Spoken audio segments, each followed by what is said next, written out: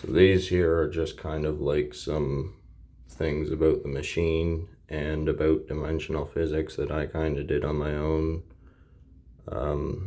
just by the principles of dividing by zero and the weird physics that kind of comes with that, because if you have zeros and you need contrast and compare zeros, so there's 3 zeros to a set, which usually leads to a 1 because of the way that it's like kind of overbalanced.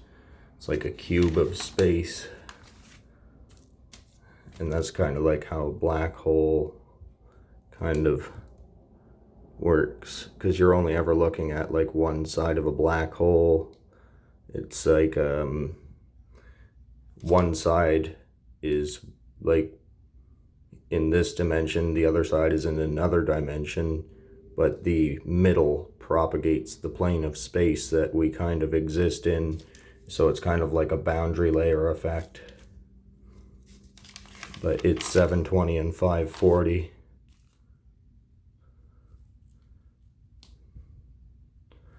And it also has 180 degrees because of the pinhole in the center, so it rotates it backwards, just because of like the kaleidoscope effect. Like if you've ever built as a kid one of them things with a toilet paper roll and poked a little hole in the end of it, and then put a projector screen in the center of it, so that way it projects through and it flips the image upside down type deal. This is just kind of like collapsing numbers in sequence to see where they land on a grid. So it shows how like more numbers can be more one place at, you know, more than one time. And this shows like the way the machine works again.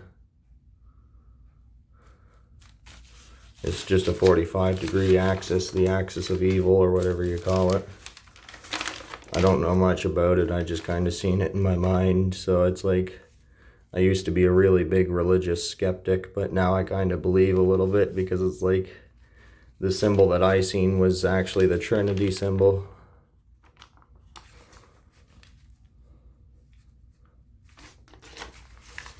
But this is designed for the perpetual motion anyways. It's just a clock. It's a duality clock. It's because one side of a wave is compressed inside of a circle. So if you have waves around a circle, one side of the circle is always smaller, so it makes it kind of like a sideways ellipse. So it's like a 45-degree angle. And this is like the alternating in the directional out, so full bridge rectifier, an AC and DC current. So the measuring point is a direct current, and the through path is a AC, and it's a duality function because of the 45-degree tangent. So this is where I believe that the swastika originates from, because if you can see, it kind of does look an awful lot like a swastika. So I could imagine that those religious symbols, that's why they exist.